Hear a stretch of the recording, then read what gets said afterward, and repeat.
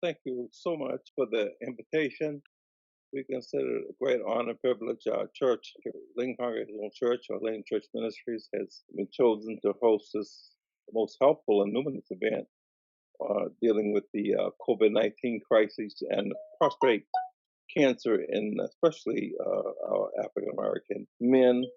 And I'm excited about being part of this with our own mayor, as the Honorable Rich Robert Sullivan, and Phyllis Ellis, a good friend of my NAACP president, who's doing a wonderful job, Guy Fish, and Representative Jerry Cassidy, Bana Stern, and Ryan E. Frankel. And I think there's one more name. Is it Claire Cronin? Is she there? Yeah, that would be me, Reverend. Yes, sir. Okay.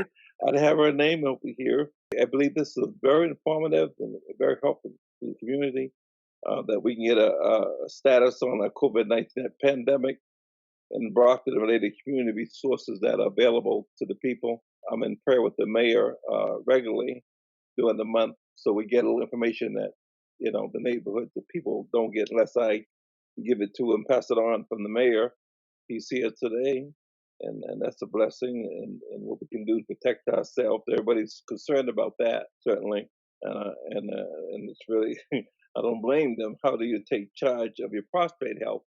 And of course, all of us, especially my age and younger, we pay strict attention to our prostate health because it's almost like a kind of breast cancer for women for men, because it really raised havoc among African American men. I know many who didn't make it with that cancer, and many who have been put in remission from that, which is a blessing. I'm not going to prolong the time. I'm just want mainly be here as the Ministry of Presence, just being present, and their congregation who will be observing through Facebook. We send a text to everybody to get that link so that they can tune in. So I don't know who will be tuning, but many will be tuning in. So on that note, I pass the baton to whoever's next. So I will take the baton. Thank you so much, Reverend Creighton, and thanks for all you do for our community and for your church as well. We appreciate you being here, and we're so glad that your congregants are going to be here with us as well. So why are we here today?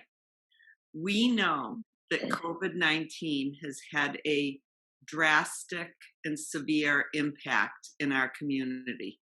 We also know that it has exposed greater fractures within our community as well. We know from the data here in Massachusetts that COVID-19 disproportionately affects communities of color. Black and Latino individuals are at a higher risk of contracting the virus, a higher risk for hospitalizations, and a higher risk for deaths. In Massachusetts, Black residents make up 7% of the population, but their rate of positive cases is about 14.4%. This health disparity is evident in our community as Brockton has the second highest rate of COVID cases in the state and the third highest number in the whole Commonwealth. So as we go forward, very nicely, the mayor keeps us up to date on the number of cases. As of today, we have 4,213 cases that we've had in our community. And the current cases are down due to some wonderful efforts, both on behalf of the city and our local health providers. But the death toll still remains at 254. And that's 254 families, not just 254 deaths. It's 254 families that have been just so severely impacted by this, their friends, the community as a whole. So today, as we have this conversation, we have to look at health disparities in relation to prostate cancer as well. And this is something we've been working together, and I thank Dr. Stern for bringing Representative Cassidy and I into this mess. Several years ago, we got involved with AdMeTech, who has done some amazing work in conjunction with Good Samaritan Hospital, with the NAACP. And we know that the work we've done has had an impact in Brockton, because when we speak to prostate cancer, a big part of the issue is early detection and screening. And that has been the mission of AdMeTech, some of our local health providers. And we know that early screening and early detection saves lives. So I've been thrilled to have been able to be a part of this. In the legislature, we've committed funding programs to combat the disease and address the disproportionate impact. We also allocated $800,000 specifically for prostate cancer awareness, education, and research, focusing on men with African American, Hispanic, or Latino heritage, and also for men with a family history of the disease as well. So we know that an important defense against prostate cancer is early detection. COVID-19 has not only exacerbated racial health disparities, but it's also affected some of our preventative care and screenings. So we can't miss that correlation. And that's why this conversation is really important today. We need to highlight the resources we have, including preventative screenings that are currently available for prostate cancer during the pandemic. We want to make sure people know they still can get their cancer screenings. Each speaker we have today represents an organization that's here to help our community take charge of their health, and they're all available to answer questions as we move to the end of the speaking portion. When we talk about the legislature, I do have to give a shout out to my friend and colleague, Representative Jerry Cassidy, because Jerry has been the one that has carried this budget amendment every year in the House budget. And through his work specifically as the lead sponsor of this, and I'm glad to support him as an ally in this, but Jerry has carried this for the House of Representatives. So a special thank you to him on that. And now it is my turn to introduce you to our mayor, Mayor Robert Sullivan. Mayor Sullivan was sworn in January, and there is an old saying, you learn the most when you're challenged the most. And talk about baptism by fire. Mayor Sullivan came in, we had a robust economy, things seemed to be going well. We had a Student Opportunity Act passed and funded for our city. And then COVID hit. And with that, the exposure of all the other serious underlying issues concerning race in our community. So with that, Mayor Sullivan has risen to the occasion. I think the fact that we have our cases going down in Brockton on COVID are a great part to his efforts and the efforts of our healthcare providers. And so with that, I introduce you to our mayor, Bob Sullivan. Thank you very much, Representative Cronin. And I want to thank Representative Cassidy as well and the entire state delegation for what you do on behalf of the community that we all call home. I want to thank my dear friend Phyllis Ellis, president of the NAACP Brockton chapter, and everybody that's affiliated with that wonderful, wonderful organization, and Reverend Creighton, who prays with me twice a month. And again, all the doctors for what you do. Doesn't seem too long ago that the doctors and the representative met with me in my office. And we turn back time a little bit. Steve Bernard had reached out to me several years back when I was taking a train into Boston, and he said, "Do you know that black men are 2.5 times more to get prostate cancer, Bob?" And I didn't know that. And I filed the resolve, and Steve and some folks came before the city council to educate us. And my own dad was diagnosed soon thereafter and went through radiation, and he's a success story. But what it comes down to, before we talk about COVID, is any man out there right now, get tested, get your PSA, save lives. We know that we lost a dear friend many years ago, Richard Sergi. So this is a deadly, deadly disease. But I want to thank Representative Cassidy, Cronin, Dubois, and Senator Brady for the efforts, and the NAACP for continuing to make sure that men are aware of this because it is a deadly virus. In terms of a deadly virus, COVID-19, what Representative Cronin just said is 100% accurate. You know, it came here. I can't say it was without warning, as my wife Maria is a physician assistant, and she had explained to me that there's a nasty, deadly virus over in China and Italy, and it's coming here. So on January 6th, when I was sworn in, we kind of had a little bit of a thought of what would come. We didn't know the magnitude of this. We truly didn't know.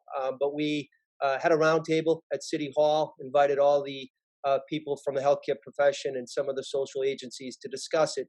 And at the end of the day, when it came here, I can't say we were 100% prepared, but we were ahead of the curve in terms of precautions. And since that time, as Claire just said, 254 Brocktonians have passed away. And our thoughts and prayers go to the departed. And people have said to me, well, Mayor, that's all in the nursing homes. It's not. That's only 60% of deaths are from the nursing homes. So there's an additional 40% out there. But there is some positive data right now. The data is showing, and I've said this from day one, it's not date specific, it's data specific. And the data is showing some positive decreases, 109 current cases. Just about 5 weeks ago, we were over 2,500 Brocktonians dealing with this virus. And we knew from day one that this virus would spread rapidly like wildfire in a contained area, be it nursing homes or people facing homelessness at Father Bill's Mainspring. So I do know that the state delegation and Karen Polito, Lieutenant Governor, and Senator Markey, U.S. Senator, and Congressman Lynch reached out and offered all their assistance when it did come here. But I also just want to thank the Board of Health, Linda Cahill, and before Linda, it was John McGarry helping us out. And one thing that I did, I'm not necessarily the smartest guy in the world, but I was smart to hire a medical consultant, Dr. Rick Herman, who used to be the chief of ER at Brockton Hospital and also at Good Samaritan. And my relationship with Good Samaritan was I was on the board for 10 years. So I know some of the doctors there and the nurses and the techs that are putting their lives on the line to save lives. But in terms of being a mayor during a pandemic in the year 2020, I think some of the events that foreshadowed was I had to issue a curfew. We needed to close the library and the Council on Aging. We needed to close playgrounds. We needed to have an executive order to declare a local emergency. We needed to create a synergy in terms of how we can leverage the hospitals from the VA to Brockton Neighborhood Health Center to Brockton Hospital Signature to Good Sam. And we have weekly calls to this day, every single week for 16 weeks, Monday, Wednesday, Friday. And with a delegation every Tuesday at 2 o'clock, the 3 reps and the senator, all the nursing homes twice a week, banking institutions once a week, pastors once a week, the adult daycare facilities once a week. And Phyllis is on the Health Equity Task Force that we created because, as Representative said it, we know statistically the numbers are African-American, Black people, people of color, minorities are greatly impacted, not just with prostate cancer, but also with COVID. And there's a reason why we're number 2 in the Commonwealth. Most people, it's a poor community, right? And I wouldn't change it in any way. Brockton is Brockton, and it's wonderful. But Brockton isn't a wealthy community. We can spread out. A lot of people live in triple deckers or 2 families with 1 bathroom. And we knew the recipe for disaster with this deadly disease, it would spread. So we needed to contaminate it in terms of how we can neutralize that. One thing I want to thank the state and MEMA and DPH was that I called Governor Baker and Lieutenant Governor, and I asked how we could help our people facing homelessness, because 160 people on any given day at Father Bill's Mainspring, and we were able to utilize Perkins Park to spread out the population with tents. It was a game changer. It saved lives. In terms of people testing positive, sending them to Lexington to the hotel up there that was run by the state, and then Taunton, again, run by the state. So again, one thing that I know that we could be proud of is that Brockton is always working together in collaboration. And be it, the medical facilities, the business people, the representatives, the elected officials, or just citizens in Brockton, we're in this together. And the NAACP has been a wonderful partner during my term as mayor. Phyllis and the NAACP was one of the first organizations to start creating financial benefits to people that were in need. We know that a lot of businesses are hurting. They're continuing to hurt. A lot of people are hurting. That's why the RAFT program with NeighborWorks is so important to keep people from rent. And also, the Charity Guild. One person in my office, John Messia, worked diligently to get food to Brocktonians that needed it, that were isolated or quarantined. Charity Guild and Catholic Charities stepped up with Bruce Ambulance to deliver. And they would go to the houses, ring the doorbell, and leave. The PPEs that came in from the state and MEMA and DPH and BEMA has been a game changer and saved lives, and gloves and masks and disinfectants. So the Brockton Together Fund is a fund that I created in my office in conjunction with the United Way of Mass Bay and here in Plymouth County. And I'm proud to say over $50,000 have been donated, including Representative Cassidy and Representative Cronin personally making donations. That's what it means to be a Brocktonian, stepping up during tough times. We're going to get through this, and we hope to God the loss of life stops soon. But at the end of the day, we know there's a second surge. We just don't know how it's going to be. So in terms of thinking outside the box and preventative. I'm continuing to speak every single day at 10:45 with Linda Cahill. Again, she's a doctor in nursing that runs Board of Health, and Dr. Herman, in terms of what we need to do as a community. And we are learning right now that the southern states that opened early are seeing a great spike. So I just want to, again, thank everybody, all the doctors and nurses and PAs and techs, custodians and cafeteria workers that are helping in the hospitals and nursing homes, because at the end of the day, we're all in this together. And I want to thank you for having me on this, and I'm here to answer any questions. Thank you very much. Thanks, Mayor. And next, it is my great pleasure to introduce a woman who needs no introduction, the fabulous, wonderful, hardworking, and very powerful Phyllis Ellis, who is, I believe, the first woman to ever be the president of the NAACP in Brockton. Am I correct in that, Phyllis? No, actually, I'm the third. The third? Yes. First in my time. Oh, okay.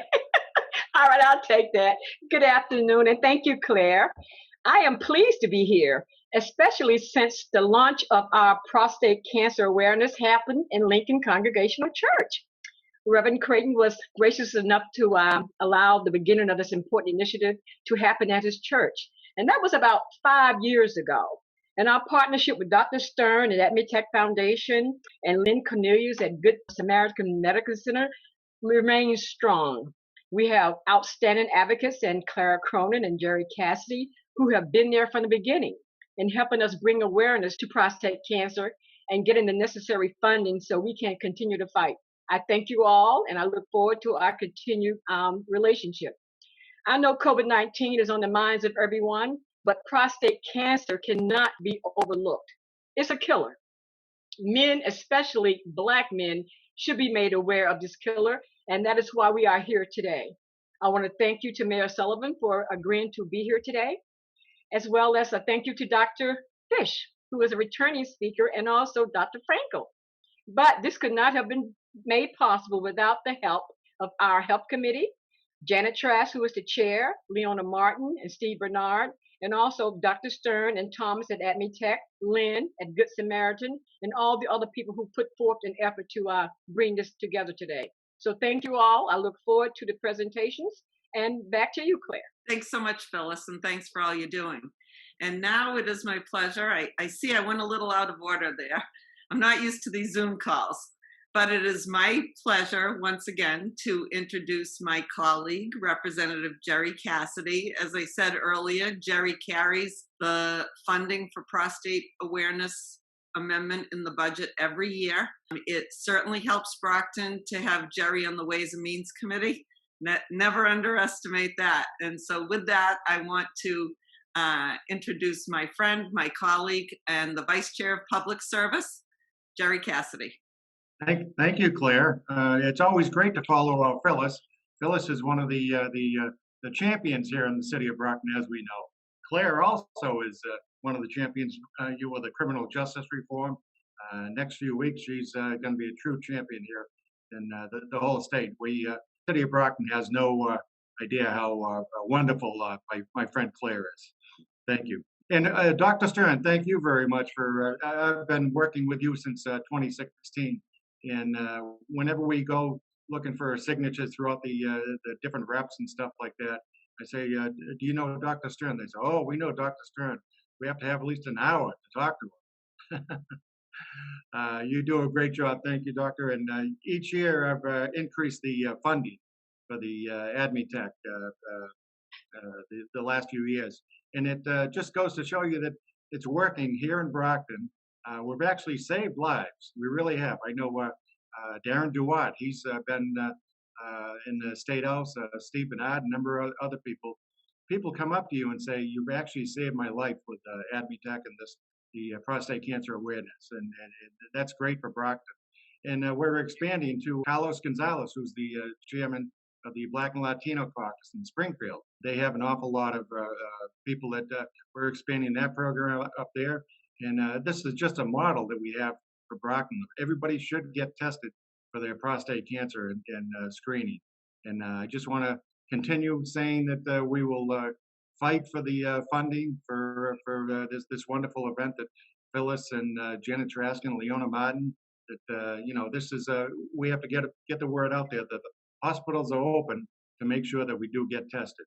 So I just want to throw it back to Claire, and thank you very much, Madam Chair. Thanks, Rep.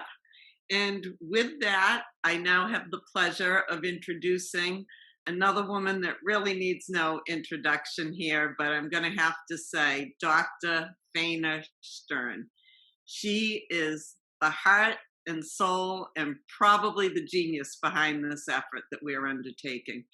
When it comes to a commitment to combating prostate cancer and treating it and screening for it, there is no one that I know that is more knowledgeable or more passionate about the need for us to do this really important work. So with that, Dr. Stern of AdMeTech. Reverend Creighton, Representative Cronin, it is my pleasure to participate in this event.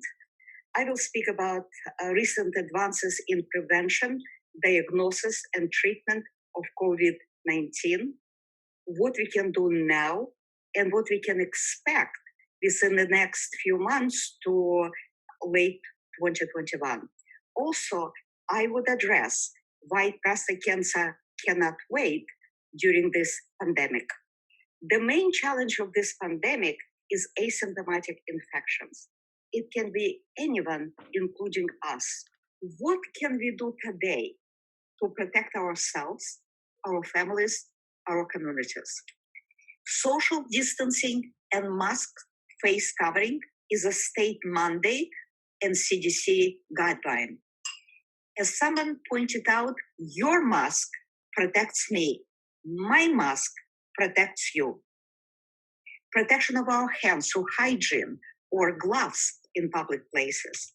Protection of our eyes through glasses, basic goggles. If we follow these very simple guidelines, together we will be able to decrease the spread of the virus drastically. If you are at higher risk of severe disease, talk to your doctor and learn about support and resources available in your community.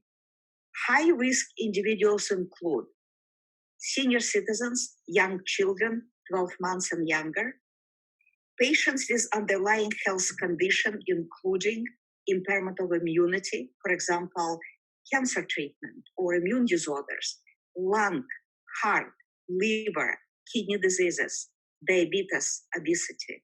Disadvantaged communities, particularly minorities, struggling with low income, poverty, homelessness, pregnant women. If you have flu-like symptoms, if you were exposed to someone who is sick with COVID-19, you can assume you may have this disease and isolate yourself to protect people around you. Call your doctor. Utilize state resources. There is a lot of valuable, extensive information available about this pandemic online at mass.gov. You can also call or text if you have questions or need help. If you develop difficulties breathing, please call emergency services. COVID-19 diagnostics are critical for early detection, controlling pandemic, and safe return to work. Currently, we have two types of testing: for live virus or active infection, and its antibody or immune protection. Detection of active infection is widely available today for individuals who have had symptoms or contacts with known COVID-19 cases. It's a molecular testing considered a gold standard. More recently, we've seen availability of antigen tests for viral proteins. It's very rapid and very similar to a flu test. When we go to any doctor's office and get result within less than an hour, very frequently within a few minutes. FDA issued emergency approval for this test on May 8th, largely for further clinical evaluation. We can detect antibodies against virus about 2-3 weeks after people get infected. Antibody test is fast, cost-effective, and simple. It's a blood test. Though FDA and experts recommend more research on its accuracy. If antibody tests are proven to be accurate Leaders of diagnostic laboratories promised more than 150 million tests per month available by the end of this month. COVID treatment is likely to be developed and succeed in near term. Multiple organizations are working on treatment strategies and their evaluation. Detection of early disease is critical when mild to moderate symptoms reflect initial viral infection and initial inflammation. Over the last 5-6 weeks, we've seen preliminary results on several antiviral drugs that can stop virus replication, improve symptoms, and expedite recovery. The goal here is to create a Tamiflu equivalent for COVID-19. The next step is to have extensive conclusive global trials, which are currently underway. Scientists are working on selecting and cloning the most potent virus-neutralizing antibodies from the blood donated by COVID survivors. If these trials are successful, antibody treatment may become available later this year with broader availability next year. In Lancet on May 8 this year, we saw a promising article on a combination treatment integrating antiviral drugs and anti-inflammatory agent interferon. About 10-15% of patients with COVID, usually after the first week, progress to a severe disease. Treatment goal for severe disease is to decrease viral load and life-threatening inflammation, particularly in the lungs. On June 16, Oxford University announced the first life-saving drug. It is anti-inflammatory steroid, Dexamethasone, which is widely available, inexpensive, and can be readily implemented. On April 29, NIH reported that antiviral drug remdesivir, created by Gilead Sciences, expedited recovery of these patients by about 30%. The company donated treatment to over 120,000 patients in early May and promised sufficient doses to 1 to 2 million patients by late this year. Global clinical trials studying antiviral drugs with and without potent anti-inflammatory drugs for these patients are currently underway, and results are expected soon. The ultimate goal of any pandemic is to have publicly available vaccines. The key challenge right now is our uncertainty if antibody protection against the virus is strong enough or if it can last. And yet, most patients recover from COVID-19, creating hope that antibody can be actually effective against the virus. Currently, we have multiple vaccine candidates. The key challenges in making these vaccines publicly available is to show their safety and effectiveness or immune protection. However, clinical trials can last at least 12 to 18 months. There have been systematic, coordinated, concerted efforts to expedite clinical trials. The goal of US government is to vaccinate 300 million Americans by early January. To achieve this goal, they have selected and supported 5 top vaccine candidates. Global goal is to vaccinate billions of people, which will require extensive support from multiple pharmaceutical and biotech companies. While we're dealing with COVID-19 pandemic, prostate cancer cannot wait. Unfortunately, many men stopped going to clinical facilities out of fear of contracting coronavirus. And delays in care can result in reduced quality of life, if not the loss of life. I would like to emphasize that clinical facilities created a safe environment for all patients, including telehealth or remote consultation with your doctor, ongoing care, including in-person visits, medical procedures such as biopsy and treatment. The continuity of care is particularly important for Black men or 2.5 times more likely to die of prostate cancer than other ethnic groups. Prostate cancer is curable when detected early. With early detection, every man is alive in 5 years. With late diagnosis, only 28% of men are alive in the same period of time. AdMeTech Foundation, Brockton NAACP, and Good Samaritan Medical Center initiated prostate cancer awareness and educational campaign since 2015, causing broad community engagement. Together, we have saved lives for everyone and reduced health disparities between Black and white men significantly. We have this event to address health disparities of COVID-19 and prostate cancer and make sure that our hard-won progress in prostate cancer will continue in the times of this pandemic. Thank you for your attention. Thank you so much, Dr. Stern. And with that, we're going to move our program along. And now I would like to introduce a very distinguished medical professional, Dr. Guy Fish. And Dr. Fish is a physician and CEO of Selenix Company, which is developing new treatments and frontiers in the prostate cancer world. So with that, Dr. Fish. Thank you very much, Representative Cronin. Appreciate the opportunity to come before you all and speak on prostate cancer. I'd like to focus on my address on 3 points. The first is that, as has been mentioned, prostate cancer affects all of us, particularly the African American community, but it does affect all of us. And I think the earlier speaker mentioned that it is families, not individuals, who suffer the consequences of undiagnosed and undertreated prostate cancer. Number two, if not addressed, the impact can be devastating. And as an African American community, we are way behind the ball, way behind the curve on addressing prostate cancer. So number three, there are new tools and methods to change the experience that we are having in our experience with prostate cancer. So last year when I spoke in Brockton at the Reverend's Church, I asked how many people here had a friend or loved one with prostate cancer, and as expected, half to 2/3 of the audience put their hand up, and that's the impact that it has. My hand was up too because my father, John Fish, had prostate cancer. He was a chemist.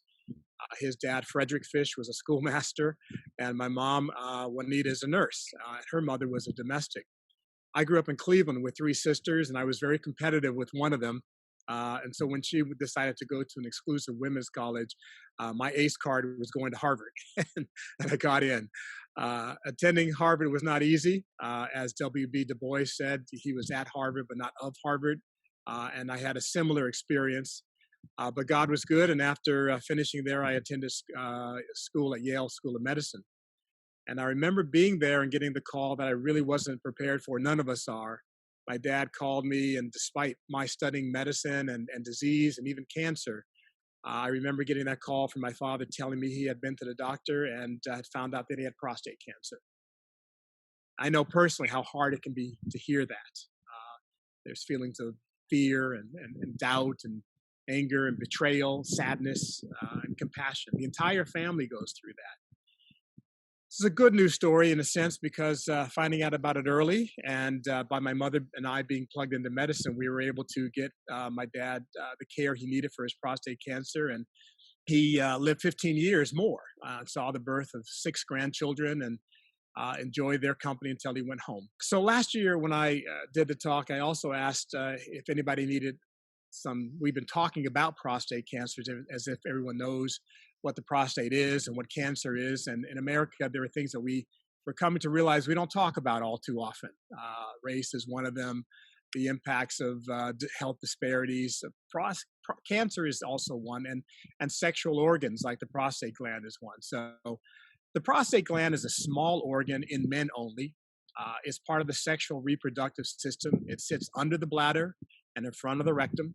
And its job is to provide fluids and lubrication and nutrients as sperm usher forth. Prostate cancer occurs when the control mechanisms on the regenerative properties of cells are undone by some means. And so now the cells don't have a normal lifespan. They continue to perpetuate as if they're immortal. And our body has natural defenses against this, and in fact, most of us are getting tumors all the time. 99.9% we control these tumors, but that 0.1% of the time that it gets away, that's cancer. And so we need medical treatments to handle the cancers that develop at that time. So what's the impact of this? I asked last year, and I'll ask again, what is the number one cause of death for Black men? And the answer is heart disease overall, and particularly after you're 45 years of age. If you're between 0 to 45 years, the number one cause is actually homicide. But then ask the question, what's the number two cause of death? And the answer is cancer. And with that, I'd like to take a moment and share my screen to show you the magnitude of that, which is that the magnitude of this problem is as follows. Cardiovascular is number one, cancer is number two. But if you look at it and break it out between men and women, you see that prostate cancer is clearly the dominant portion of cancer for men, followed by lung cancer and then colon. And in women, we have breast cancer, as someone mentioned. Dr. Stern's slide, where is our mammogram for men, the Manogram. And so that's why there is a breast cancer test for women, but we don't have anything nearly as effective for men in terms of screening for prostate cancer. And again, as Dr. Stern said, the issue is that Black men are 2.5 times more likely to die from prostate cancer. We need to find a way to screen. And part of the problem is that our tests for screening are really not all that good. We do have something called the PSA. We do have something called the Gleason score, but they're not nearly as good as they need to be in order to really catch and direct men.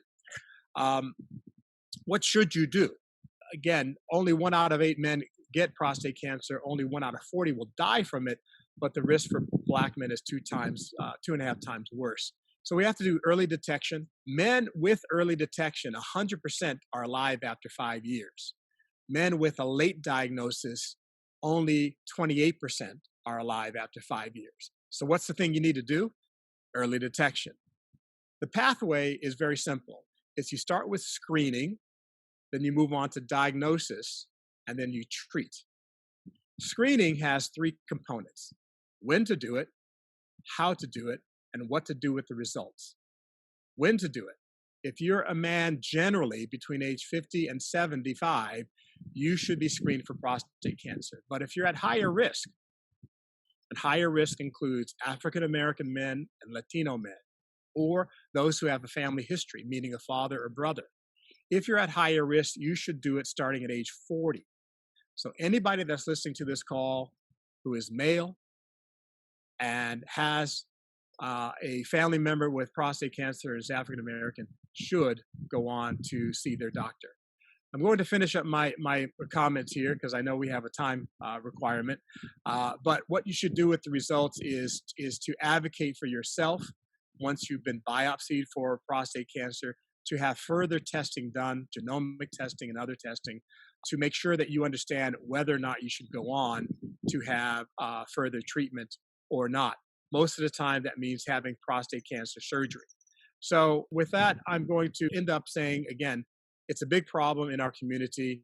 We need to address it, all of us. If you are male, you need to get screened, and African American get screened at age 40 and beyond. When you get the results back, advocate for yourself for further testing and for further follow-up care. There are new tools. My company is developing tools to be able to predict which ones are aggressive and which ones are not. And with that, I will turn back the presentation to Representative Cronin to do the introductions of our next speaker. Thank you very much. Thank you so much, Doctor. That was great. And thanks for sharing your personal story as well. It always adds to it to hear little personal stories going along with these issues. So next up, we have an expert in the field, and I would like to introduce Dr. Ryan Frankel of Good Samaritan Medical Center. And Dr. Frankel is an expert, and he is here to provide his clinical perspective on diagnosis, screening, and advances in prostate cancer treatment. So the ball's in your court, Dr. Frankel. Thank you, Representative Cronin. Thank you for inviting me to speak today. I spoke last year at this event, which was in person, and I enjoyed it very much. So I appreciate that I was invited back. And, I wanted to give everybody a little summary of kind of the whole process of diagnosis and treatment of prostate cancer.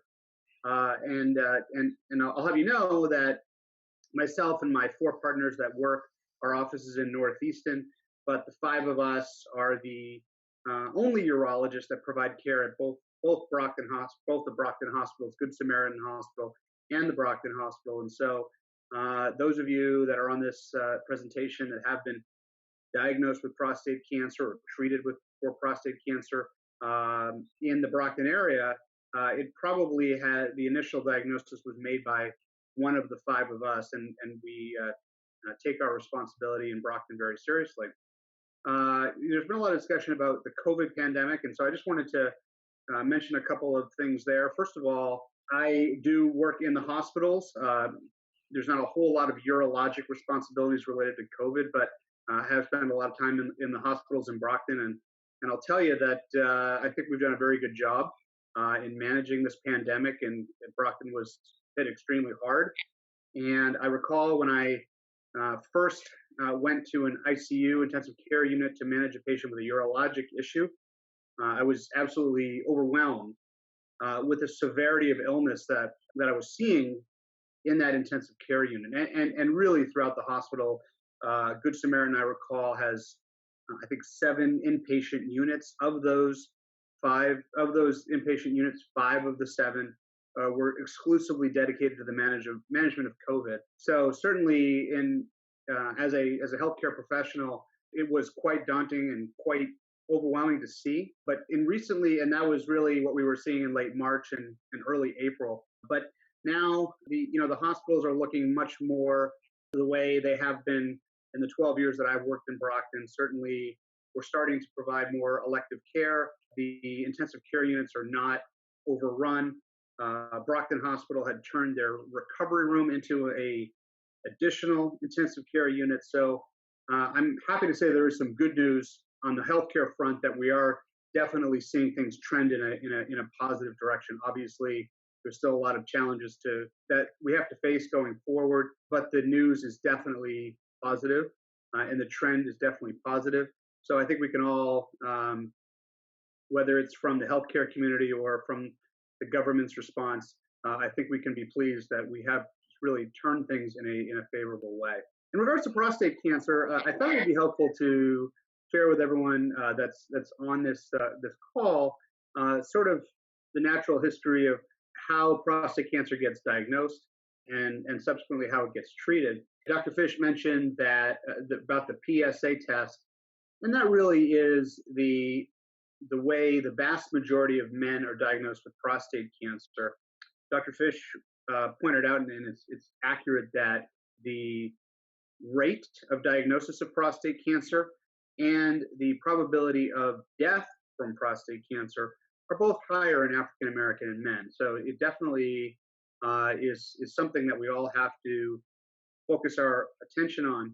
As a urologist, I don't really have the opportunity to see patients at these early stages.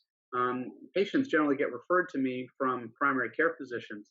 And so for those of you that are listening here as African American men, I think it's important to advocate for yourself with your primary care physician to be tested for the PSA.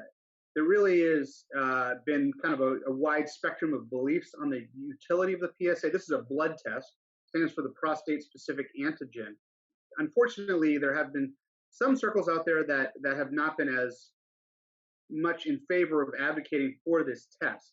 But we know, and it's been established here on multiple occasions during this meeting, about the value of early detection.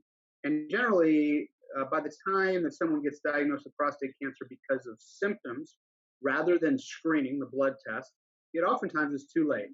And, the tools that we have available to help people with this condition become much, much, much more limited once it reaches that point. The PSA test is a blood test, and there's a number that we look for that would be a guide for patients that have that PSA test to subsequently undergo a prostate biopsy. Generally, the number is 4. So as the number goes up from 4, the more likely it is that we are going to identify prostate cancer on a prostate biopsy.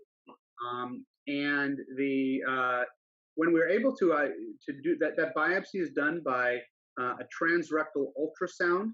We numb up the prostate, and then we take 12 small pieces of prostate, which then get sent to a pathologist for review of the tissue to see if they can identify cancer. The pathologist will also give us information about how aggressive the cancer looks under a microscope. And Dr. Fish was talking about some other testing that we now have that help us to identify which patients would most benefit from treatment and which treatments.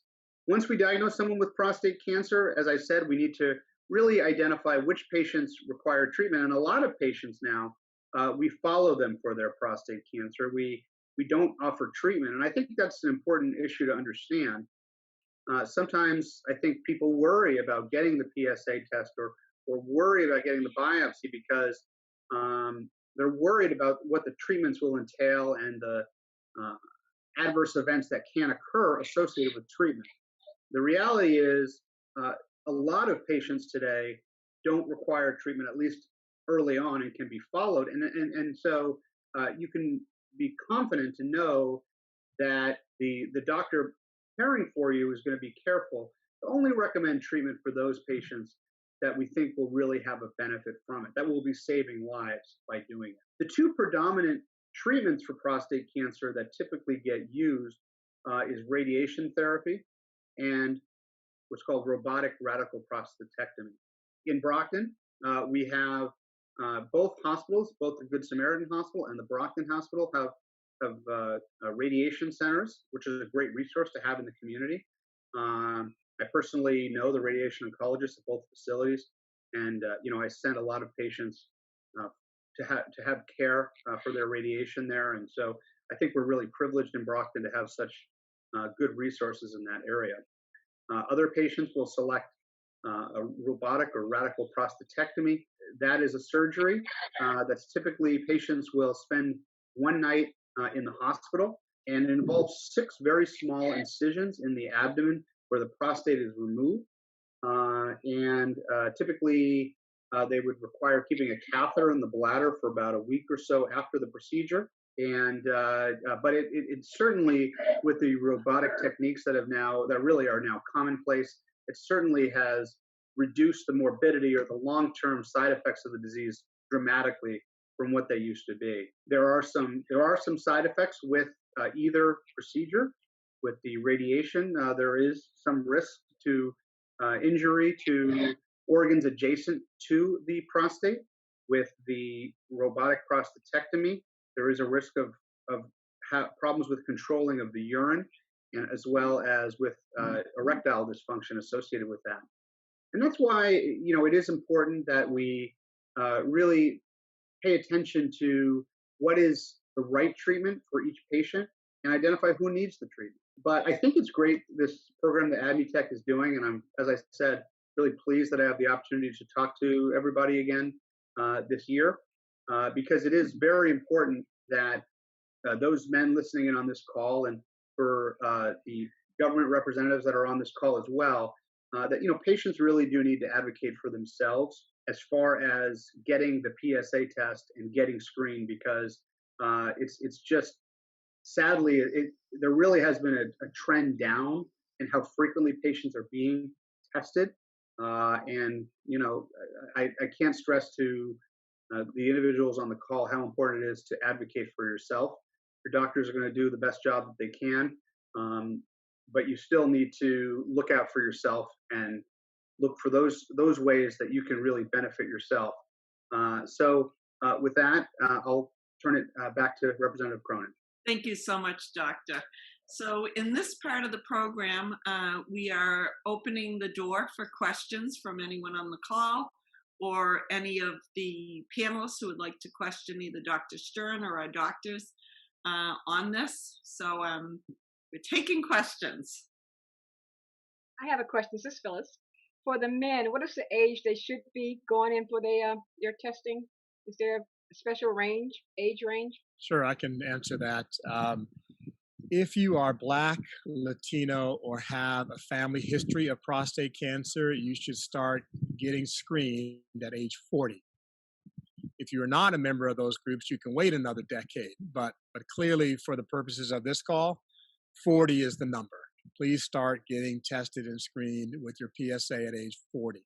I have a question because I know that right now many people are still practicing social distancing and staying in their homes. And are you seeing people delaying getting the screening that they might need? And is there easy access to the screening during COVID? Yeah, I can answer that. It turns out that, yeah, I think a lot of PSA testing and other screening tests such as mammograms and colonoscopies, all of that have been delayed for obvious reasons, good reasons. But, you know, there really can be some challenges to that. I think that, to answer your question, Representative Cronin, I think that right now I'm seeing that a lot of the primary care doctors' offices have opened back up. They are initiating screening again.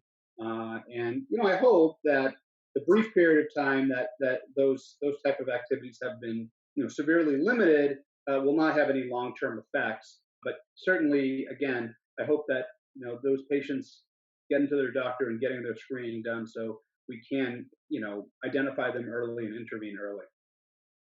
Thanks so much.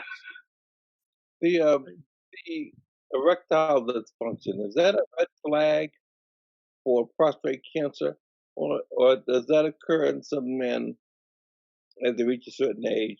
Their libido or whatever it is. In the grapevine, they talk about how the blood flow is not the same, or the testosterone. They have all these variables that have something to do with erectile dysfunction. But a lot of men up in age experience some erectile dysfunction. But is that a red flag so much for the prostate cancer, or for, you know, advancing in age? Yeah, so erectile dysfunction is really not a direct association with prostate cancer. The erectile dysfunction becomes quite common as men age, and most men will have some degree of erectile dysfunction as they reach their late 50s or early 60s. Erectile dysfunction is certainly closely associated with prostate cancer, but largely it relates to the treatments of prostate cancer lead to erectile dysfunction. So it's something that certainly we focus on for patients that have had treatment, as far as treatments that we can offer patients to deal with the erectile dysfunction, which is a consequence. But no, erectile dysfunction is not a precursor to prostate cancer.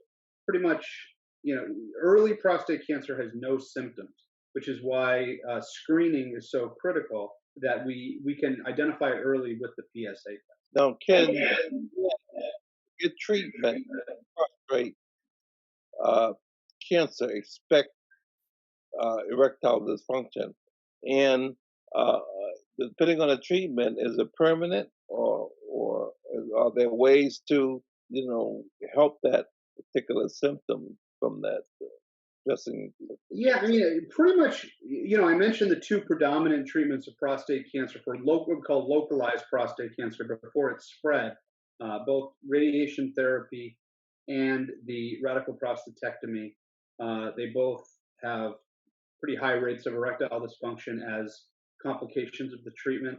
Another therapy called cryotherapy also does. So sadly, there really is no treatment of prostate cancer that does not tend to have some association with erectile dysfunction as a result of the treatment. That being said, it tends to be somewhat, there tends to be some degree of recovery of erectile function over time after a radical prostatectomy, after surgical removal of the prostate, probably less so with radiation. And you know, now we have so many different treatments for erectile dysfunction that, you know, there's lots of things we can offer people to help them with those issues afterwards. I think it's important that, you know, if you have cancer, this is something that can kill you, and you need to get treatment for it. and we can deal with any of these complications of the treatment at a later time. Also, as I stressed, a lot of patients that get diagnosed with prostate cancer don't require treatment. And Dr. Fish, mentioned, they're working on some ways of really identifying who are those patients that really need the treatments. And so I always hope that in having this discussion, it doesn't cause people to shy away from getting screened because they don't want to have the complications related to the treatment. There's a huge step from screening to treatment. And just because you get screened doesn't mean you're going to get erectile dysfunction. There's lots and lots of steps along the way before you reach that point.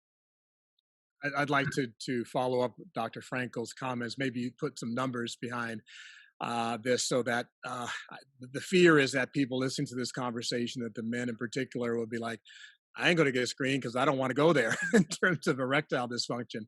And as Dr. Frankel said, there's a lot of ground to cover between screening to ending up with a potential complication. So the vast majority of men who have a PSA test, it'll come back in a normal range, the vast majority. Those for whom it comes back as something that requires follow-up, meaning a biopsy, even for those men, 50% of the biopsies will come back negative, which means that it wasn't prostate cancer causing the PSA to go up, it was something else. Of the 50% who do have a PSA that is in the elevated and a biopsy that is suggestive of prostate cancer, we know that something like 80% of those men probably don't need surgery. We're working on a tool right now to make sure that we can tell which men fall in the 20% needing surgery from the 80% who don't need surgery. So the odds are really, really strongly in your favor of actually not having to go through something that may, and the word is may, cause erectile dysfunction. But if you don't detect the prostate cancer early enough, you will, and the word is will, die from it prematurely. So figure it out. Those are the statistics. Again, strongly in favor of preventing death, and very, very low odds of actually ending up in a situation where erectile dysfunction is the number one complaint on your mind. Doctors, I just have a question relative to statistical percentages of hereditary. If your dad has it, or I think Dr. Fish had mentioned you should get tested 40 if it's a brother or a father. Is there a statistical percentage if like my dad had it and I've been tested, thank God, but is there a statistical medical percentage of the likelihood if say a father or a brother had one? I'm not aware of any studies that have actually answered that question, that they've compared parents or brothers or first degree relatives of patients that have had prostate cancer and associated with subsequent with those first degree relatives versus people that do not. We do know that there is an association there. I think though that the screening really and the subsequent decision of who gets the biopsy is pretty similar whether you have a family history or not. So yes, we do advocate for screening earlier in patients with first degree relatives who have had prostate cancer. But I think it's important to recognize that really all men that are in that age category, whether it's 40 or 50, they need to be screened. And those patients, again, with a PSA above 4 need to have a biopsy. To answer specifically your question, though, I'm not aware of any study that's addressed that issue. Thank you. We have a question from the public. And the question is, if you do not get treatment right away, what is the likelihood you will end up needing treatment? Dr. Frankel, do you want to address that question? Sure. So yeah, so basically, as I mentioned, when I have a discussion with patients who have been diagnosed with prostate cancer, what I typically tell them is that I break the treatment or management options into 3 categories. First category being what we call active surveillance or watchful waiting. Second one being treatments that do not involve surgical removal of the prostate but are intended to cure prostate cancer. And that includes radiation therapy, and I mentioned the cryotherapy. And then the final category of treatment would be the radical prostatectomy or surgical removal of the prostate. Your doctor, the urologist that's speaking with you after the diagnosis, is going to try to make the best assessment as to which patients are likely to require treatment now, which patients are likely to require treatment later, which patients are likely to not require treatment at all. And that is really sort of the art of prostate cancer that's really critical. And Dr. Fish is developing this technology. There's lots of other technologies that are being worked on to try to identify who are those patients.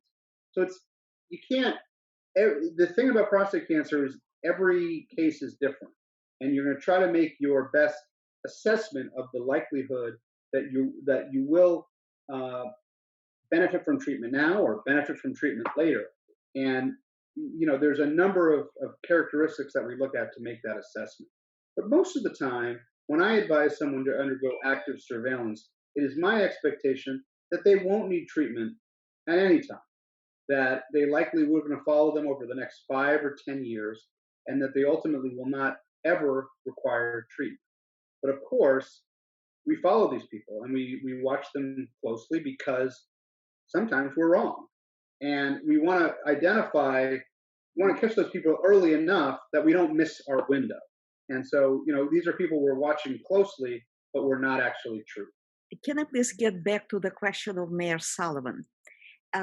Mayor Sullivan, I completely agree with Dr. Frankel that it's not possible to say what the probability is for a given man to develop prostate cancer if his father had prostate cancer.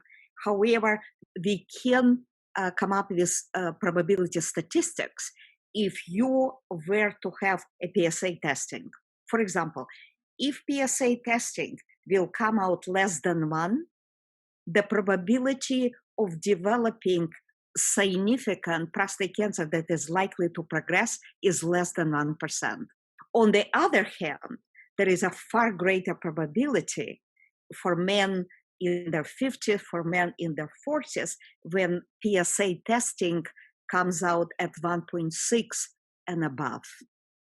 So it's a sort of gradation level, and current best guidelines that we have in this country, coming from National Comprehensive Cancer Network, actually advise men to start, high-risk men, as Dr. Fish pointed out, to start PSA testing at 40, average risk men at age 45, and based on initial, what we call PSA testing, and its level, that's where probability of developing dangerous kind of prostate cancer can be estimated quite accurately. Thank you, Doctor. Doctor, could you address the differences, one of the doctors on the panel, in the numbers? We said below 1 is, a very low result. What is the difference in the suspiciousness or likelihood of cancer as the numbers develop? Like, what is the difference between, say, a 2 and a 4, or numbers that have risen over, say, a year or a 2-year period? Could you address that? Absolutely. There have been very large studies, Claire, that demonstrated that men who have PSA less than 1 after initial, or we call baseline testing, if their PSA is more than 1, the probability in general population, including white men, of having dangerous prostate cancer 6-7 times higher. Okay, the probability in African American men to develop dangerous prostate cancer, if their baseline PSA in the age of 40 and 50 is more than 1, would be 9-10 times higher. Okay. Yeah, just another point related to that. Ultimately, it's the elevated PSA. The PSA above 4 generally is the number we use. There's some variability, but by and large, that's what we use. The PSA is one of the data points that we use to try to make an assessment for who's at what level of risk. So there's something called the Gleason score. When we do the biopsy, we're taking 12 cores, and how many of those cores are positive. So there's a number of different features that we're working with to try to make that assessment of who needs the treatment.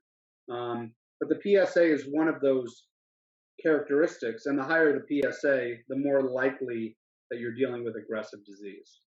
Correlation between raising of the PSA number, like say say someone has a 1 and then they go to a 2, then they go to a 3, or if they go from a 1 to a 4, how do you address that? Like, are there time standards of you would expect someone with a 1 over a 10-year period to get to a 2, but you wouldn't want someone to go from a 1 to a 2 in a 2-month period?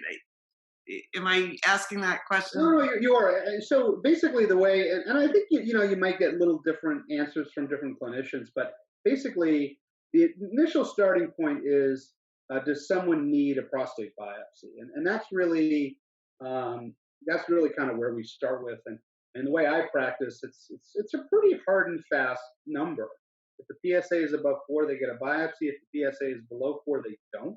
But once they've had a biopsy, and if they've had a negative prostate biopsy, I will subsequently follow the trend. So yeah, someone that goes for over 5 years from a PSA of 4 to a PSA of 5 really isn't worrisome to me, and it's not someone that's going to get a repeat biopsy, versus someone that goes from a 4 to a 6 in 6 months is much more worrisome.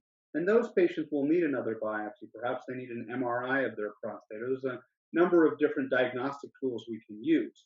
Likewise, once the diagnosis is made, if you're seeing a trend for someone that is on active surveillance and has not received treatment for prostate cancer, and you're seeing a fairly rapid rise in their PSA, that's a worrisome characteristic that would tend to push us towards initiating treatment faster.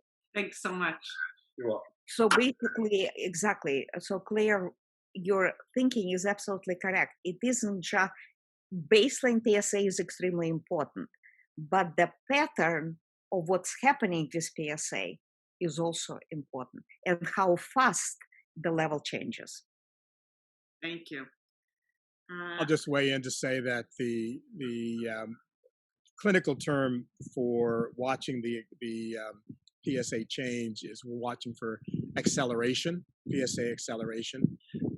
And in the primary care office, before they get to see Dr. Frankel and his group, it should be one of the things that's on the table in discussion with the man about the frequency and the changes in numbers of the PSA. And then likewise, after Dr. Frankel sees him, he mentioned doing a biopsy and looking at the Gleason score. If the Gleason score comes back in below 6 or 6 and below, there still is a question about, at what time is a repeat biopsy needed, if it's needed, and is there progression or upgrading of the Gleason score? And that's another part of how we clinically talk about that. So PSA acceleration and Gleason score upgrading are two aspects of in getting into the weeds about how we care for these men using clinical terms. Again, Salinex is working on providing additional information beyond the Gleason score to say that just looking specifically at the behavior of the tumor cells, can we say something about how aggressive these cells are, warning us that despite the Gleason or the PSA, that these are bad actors. And so that's one of the ways that we're going after that now. But generally speaking, I think that Fish raised a very important issue. How frequently do you do PSA testing? So according to guidelines of National Comprehensive Cancer Network, consisting of 27, 28 leading hospitals and leading experts, they actually recommend new approach to PSA testing. If it is less than 1 at baseline testing can be done every 2 to 4 years. When it is 1 to 3, 1 and before 3, testing should be done really every year, particularly in African American men. If testing is 3 and above, that's where you need to have very careful evaluation using novel diagnostics, novel imaging tools like MRI, and novel diagnostic tools such as blood tests and urinary tests. that can demonstrate with far greater precision, particularly in combination. They can predict who actually has prostate cancer, particularly aggressive prostate cancer, who does not, who needs biopsy, who does not. When biopsy is done, we actually currently can combine Gleason score, which, as Dr. Frankel pointed out, is far from perfect. We can combine with far more precise molecular and genetic diagnostics that can tell us whether or not prostate cancer is likely to progress and whether or not men need actually treatment. The impact of these diagnostics on patient care patterns has been profound. A couple of years ago, a study came out that demonstrated that active surveillance as opposed to immediate treatment increased in probability at least 4 or 5 times since the introduction of novel diagnostics. So a lot of men are afraid of treatment, but right now there is no reason to be afraid, as Dr. Frankel pointed out, because we have very precise diagnostic tools to determine who needs biopsy, who does not, who needs treatment, who does not. Thank you so much. Do we have any other questions? I have a question. This is Phyllis. Hey, Phyllis. So, do we know why Black men die 2.5 times more? Is it because of the lack of testing? I'll take that question. I actually met with Dr. Otis Browley, who was at one point on the American Cancer Society and now is a chief urologist at Hopkins. He's an African-American gentleman, very outspoken about this issue. There's been a lot of hypotheses out there. One that often we see in the African-American community, regardless of the disease or condition, is that somehow our biology is different. That has been debunked by Dr. Browley and others. It is not that we, are different. The two components that seem to happen in tandem are, number one, lack of access to care, which is meaning that we get to the three components, meaning that we get to the doctor's office less often early for early diagnosis. So if we do get it, it's being picked up later.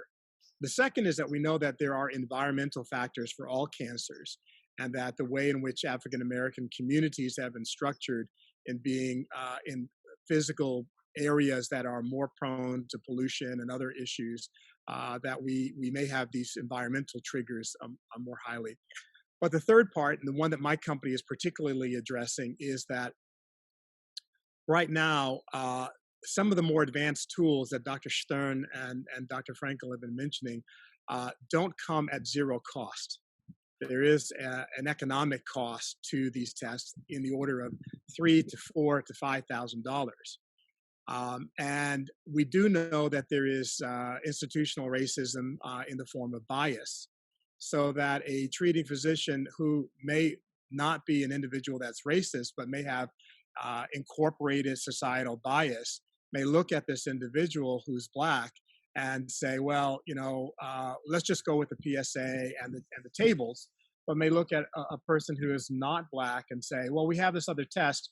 It's not really all that good, but we're going to at least, go there and offer that to you. And so the availability of some of these more advanced tests may inadvertently be directing patients to care or not care in ways that are impacting their outcomes overall.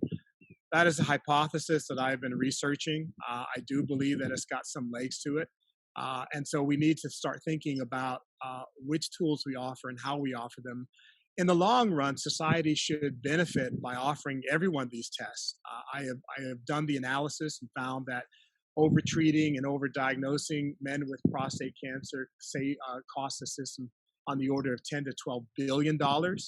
So if we can appropriately use these tests, there's a net savings that can happen to society, and that savings can be directed towards men who do need the care and giving them the operations that they do need to have.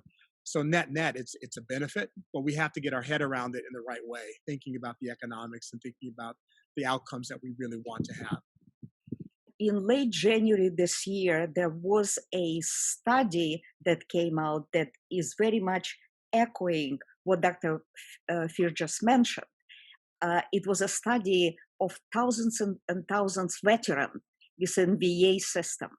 And what they demonstrated that in VA system, with equal access to care, there have been absolutely no difference in outcomes between African American and Caucasian men, which is an important set of data that we have not had based on this kind of large-scale study. We have a question for Dr. Frankel. What does the biopsy consist of, and what is the pain level? Dr. Frankel, do you want to address this question? Absolutely. I address that question many times every day in my office, so I'm pretty good at it, I think. So the biopsy involves you passing a transrectal ultrasound probe into the rectum, which is not pleasant, believe you me, but that is certainly the worst part of the whole process. If you talk to your parents or your older brothers about their experience with a prostate biopsy, it actually really is very different today from what it was just 10 years ago. And we do what's called a prostate block, where we inject numbing medicine all around the prostate. So the process of actually taking the tissue, really you don't feel it at all. It's completely and totally numb. So there really is zero pain. And, I don't say that lightly because, patients don't like when you say it's zero pain and it's not zero pain. But in the case of taking the tissue, it really is zero pain associated with taking the tissue. The rectal dilation associated with the ultrasound probe is not pleasant. Certainly haven't figured out how to avoid that. But I think that the experience of a prostate biopsy today is markedly different than what it was 10 or 15 years ago before we started using those prostate blocks. So I hope that answers the question. Do we have any further questions for our wonderful panelists here? Not from the audience. Okay. Well, it looks like we're nearing the end of our time. I thank you all for coming. I thank Dr. Stern, the work you have done, the other doctors on the panel, thanks for joining us. I know it's not easy on a Sunday afternoon. Everyone has their family responsibilities.